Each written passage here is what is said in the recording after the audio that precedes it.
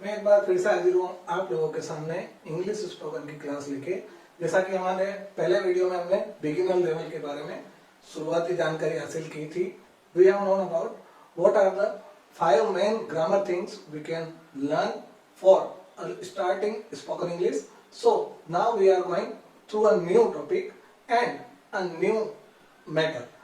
जी हाँ, आज हम जिस चीज के बारे में बात कर रहे हैं वह है जल्दी अंग्रेजी बोलना सीखने के लिए 5 प्रैक्टिसेज कौन सी है। वे 5 कौन सी चीजें आप कर सकते हैं जो अपनी इंग्लिश बढ़ाने के लिए ज्यादा महत्वपूर्ण है। चलिए हम जानते हैं। उसके लिए सबसे पहले मैं आपको मेरा कुछ अनुभव, माय एक्सपीरियंस मैं आपके साथ शेयर करना चाहूंगा कि जब हम अंग्रेजी बोलना शुरू करते हैं और यदि हमारे मदर टंग इंग्लिश नहीं है, अंग्रेजी नहीं है, तो हम अंग्रेजी बोलना सीखना मुश्किल नहीं है, उसकी प्रैक्टिस मुश्किल है। उसको हम एक्सप्रेस कैसे करें, किसके साथ बातचीत करें, यह हमारे लिए सबसे बड़ी दुविधा होती है क्योंकि हमारे घर में अंग्रेजी नहीं बोली जाती। कई जने इस बात को बहाना भी बनाते हैं कि हम इंग्लिश इसलिए नहीं बोल पाते क्योंकि हमारे घर पर कोई अंग्रेजी बोलने वाला नहीं है या हम अंग्रेजी के माहौल में नहीं रहते हैं। तो ये चीज आज से आप कहना छोड़ दें, क्योंकि यदि आपके घर अंग्रेजी का माहौल होता तो आपको अंग्रेजी सीखनी नहीं पड़ती। नोट कीजिए मेरी बात को। If you have atmosphere of English language you have not to learn English. Yes, यदि आपके पास अंग्रेजी बोलने वाला परिवार होता, अंग्रेजी बोलने वाला माहौल होता तो आपको सीखने की जरूरत थोड़ी ना पड़ती।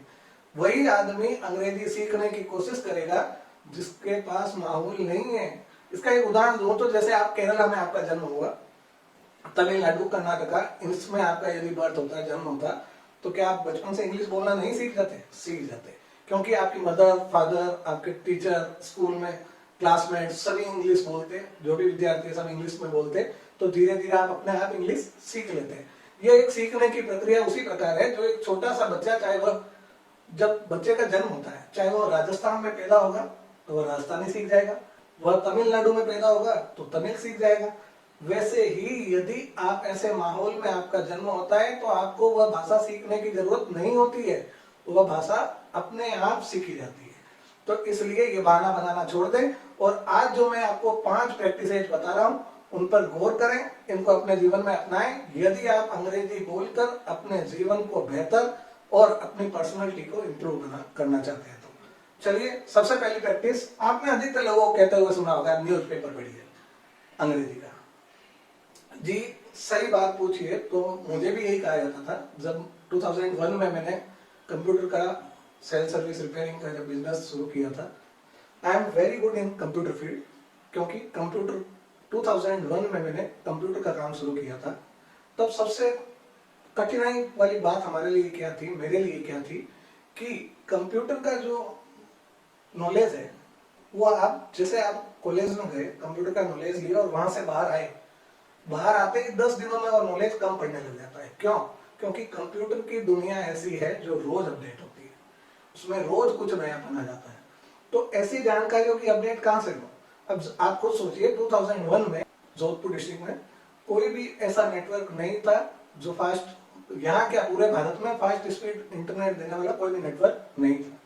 उस वक्त हमारे यहाँ टाउन में एक नेट वन करके बीएसएनएल की एक इंटरनेट लाइन शुरू की गई थी, फोन लाइन में। उस लाइन की स्पीड यदि मैं आपको आज बताऊं तो वह स्पीड, उस स्पीड पे कोई बच्चा भी नेट नहीं चलाना चाहेगा। वह स्पीड थी 2 kbps से 30 kbps तक। जी हाँ, तो अब हमारे लिए सबसे बड़ा चैलेंज ये होता था कि रोज जो मार्केट में नई अपडेट आती है वो हम कहाँ से गेन करें, कहाँ से उस नॉलेज को अपने ध्यान में रखें ताकि आने वाले समय के साथ साथ चलते रहें। जो सीखना बंद कर देता है वो पीछे छोड़ जाता है, ये हमेशा याद रखना। चलिए, तो उस वक्त मैंने क्या किया था, एक मैगजीन आती थी कंप्यूटर अपडेट्स की, कंप्यूटर के बारे में जानकारी देने की, डिजिट, ये मेरा पर्सनल एक्सपीरियंस है। उस डिजिट मैगजीन को इंग्लिश में मैं पढ़ता था।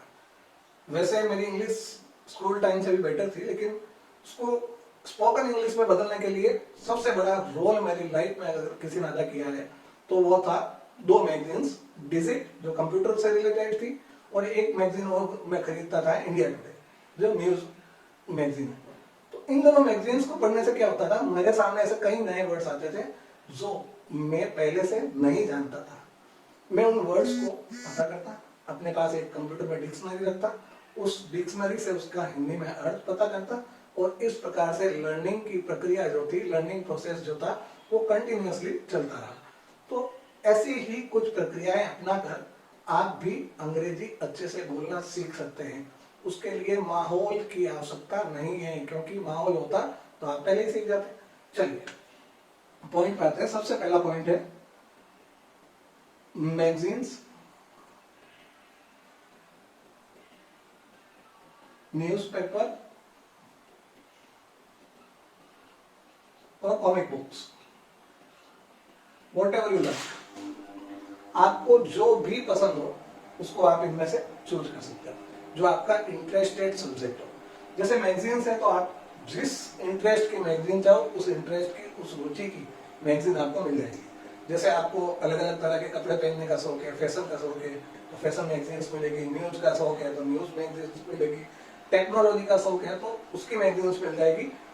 हमेशा एक चीज ध्यान रखना, यदि आपके रुचिकर विषय जिसमें आप इंटरेस्टेड हो, उस विषय की मैगजीन्स, न्यूज़पेपर या कॉमिक बुक पढ़ोगे तो ही आप ज्यादा जल्दी से सीख पाओगे, क्योंकि आपको उस सब्जेक्ट, उस टॉपिक के प्रति लगाव है, तो ही आप सीख पाओगे। जैसे किसी को राजनीति से लगाव है तो वो राजनीति वाली मैगजीन्स में इंग्लिश में। अब पहला सवाल आपके मन में उठ रहा होगा, लेके तो आ जाएंगे, पैसे लग जाएंगे, लेकिन फायदा क्या होगा? फायदा यह होगा, जब आप मैगजीन पढ़ना शुरू करेंगे तो आपको कुछ समझ में नहीं आएगा। यदि आप बिगिनर लेवल पे हो तो मान लीजिए 10% समझ में आया, आप उसको किताब को पढ़ना बंद न करें, रोज पढ़ें। जो नया वर्ड आए, तब जब मैंने ये काम किया था तब तो डिक्शनरी भी अवेलेबल नहीं थी मोबाइल में। अब तो ढेरों ऐप्स है डिक्शनरी के।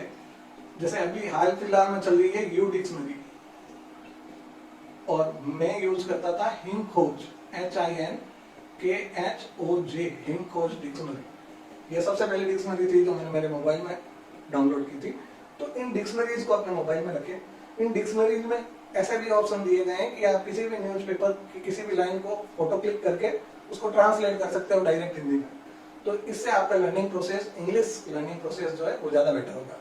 आपको नए नए वर्ड्स मिलेंगे, आपको वोकेबलरी, जो मैंने पिछले वीडियो में बताया था, यदि आपने अब तक पिछला वीडियो नहीं देखा हो तो मेरे इस वीडियो के अपर साइड कॉर्नर में, मेरे लेफ्ट हैंड साइड में अपर में जो मार्क बना हुआ है आई का, उस पर क्लिक कीजिए।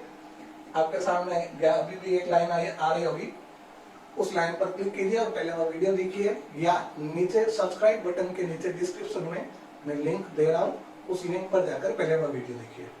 तो उसमें 5वां पॉइंट जो मैंने स्टार लगा के आपको बताया था, वोकेबलरी। वोकेबलरी तैयार करने के लिए सबसे अच्छा जरिया है मैगजीन, न्यूज़पेपर, कॉमिक्स। इसमें नए नए ऐसे वर्ड मिलेंगे जो आपको आज तक किसी ने नहीं बताया, नहीं आपने सुने। चलिए, सेकंड प्रैक्टिस हमारी होनी चाहिए न्यूज चैनल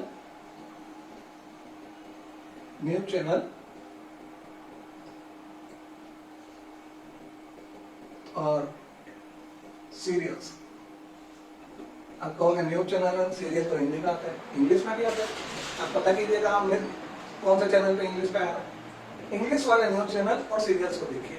इनमें होता क्या है, यदि आप किसी बच्चे के सामने इंग्लिश बोलते वक्त हाथों से इशारा करोगे या उसके सामने पिक्चराइज करोगे उसको, तो यदि वो बच्चा इंग्लिश नहीं जानता है फिर भी वह उस भाषा को समझ जाएगा, और धीरे धीरे फिर आप इशारा बंद करने लग जाओगे तो भी वह उस बात को समझना शुरू हो जाएगा, क्योंकि उसको उसकी आदत हो जाएगी। जैसे आपके पास कोई बच्चा है आपके घर में, उसको आप ऊपर भेजना चाहते हो सीढ़ियों से, तो आप उससे कहोगे गो अप स्टेयर्स। सामने सीढ़ियां हैं, उसके ओर इशारा करके गो अप स्टेयर्स 2-3 बार इशारा करके ऐसे बोला, तो बच्चा चाहे आपकी इंग्लिश ना समझ रहा हो लेकिन वह आपका इशारा समझ जाएगा और वह ऊपर चला जाएगा। ऐसा क्रम यदि आप 10 दिन 15 दिन चलाए या 5-7 दिन भी चलाए तो 8 दिन में मेरा यकीन मानो सिर्फ आप इतना सा कहोगे, कहीं भी बैठे रहो, चाहे आपके सामने सीढ़ियां नहीं है, कि गो अप स्टेयर्स, तो बच्चा अपने आप चला जाएगा। वो इंग्लिश नहीं जानता था लेकिन रोज उसके सामने जब इंग्लिश बोली गई तो उसको उसकी प्रैक्टिस हो गई, इशारों से वो समझा, फिर हम वर्ड पकड़ने लग गए। तो यही प्रैक्टिस न्यूज चैनल और सीरियल के माध्यम से हम कर सकते हैं।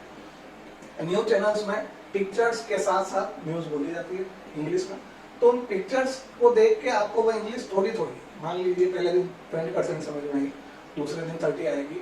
ऐसे आप जैसे 1 वीक 1 क्वार्टर, उसके बाद टोटली 1 मंथ के बाद आपको लगेगा अरे यार मैं तो काफी कुछ समझने लग गया हूँ इसमें। मैं भी पर्सनली टीवी सीरियल्स तो मैं नहीं देखता था, लेकिन उसको WWE वर्ल्ड रेसलिंग एंटरटेनमेंट जो चैनल है, जो एक कंपनी है जो फाइटिंग रेसलिंग के लिए फेमस है, तो उसके वीडियोस में जरूर देखता था। और उन वीडियोस से मेरी इंग्लिश में काफी बेटरनेस हुई, क्योंकि वो उनकी मदर टंग इंग्लिश है, उनके बोलने का लहजा वगैरह हमें अच्छे से इंग्लिश समझ पाने के लिए जरूरी है कि हम उतने फ्लुएंटली इंग्लिश बोले। चलिए अगला प्रैक्टिस है हमारा 3rd number, talk in English with your friend.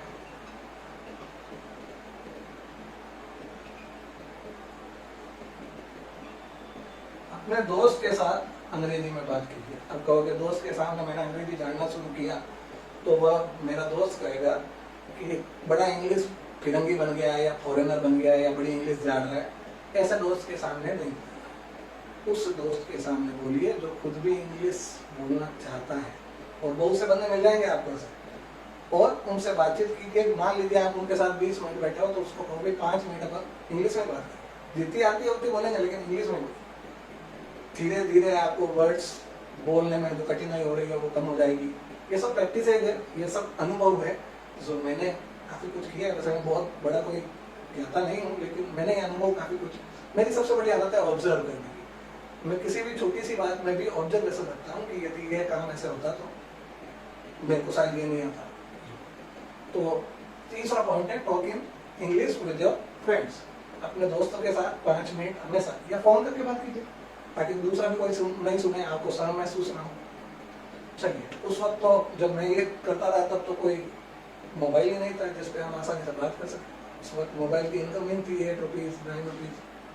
तो कहने का मतलब है अब तो सोर्स इतने हैं ना कि आप आसानी से इंग्लिश बोलना, फराटेदार बोलना सीख सकते हो यदि आप प्रयास करें तो। अब मैं इतनी चीजें बता रहा हूँ, आप सुन के वीडियो बंद कर दे, उससे कोई फायदा नहीं है। यदि आप प्रयास करेंगे, if you do efforts you will surely get succeed in spoken English.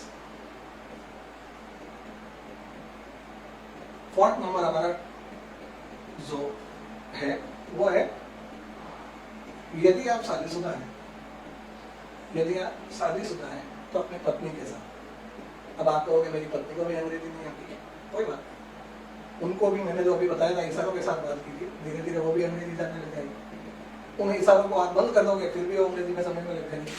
इस प्रकार से आप दोनों की साथ साथ में प्रैक्टिस होती रहेगी। एक छोटा सा टिप था।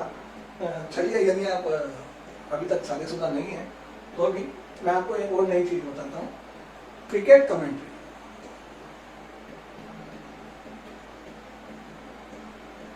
मेरे को लगता है क्रिकेट कमेंट्री एक ऐसी चीज है जो, क्रिकेट हमारे इंडिया में एक फेमस गेम है जिसको अधिकतर लोग लाइक करते हैं। तो यदि आप भी क्रिकेट के फैन हो तो जब भी आप क्रिकेट देखें, क्रिकेट कमेंट्री को इंग्लिश में सुनने की कोशिश करें और इंग्लिश में समझने की कोशिश करें। पहले दिन आपको समझ में नहीं आए, 2 दिन नहीं आए, 3 दिन नहीं आए, मेरा यकीन मानिए यदि आप रोज सुनना चालू करते तो 10वें दिन तो आपको 50% समझ में आना शुरू हो जाएगा। Next 5th, talk with your family members. मैंने वो शादीशुदा लोगों वाला नहीं लिखा क्योंकि जरूरी नहीं है सब शादीशुदा हो, इसमें स्टूडेंट्स भी हो सकते हैं। तो इसलिए टॉक विद योर फ्रेंड्स के बाद टॉक विद योर फैमिली।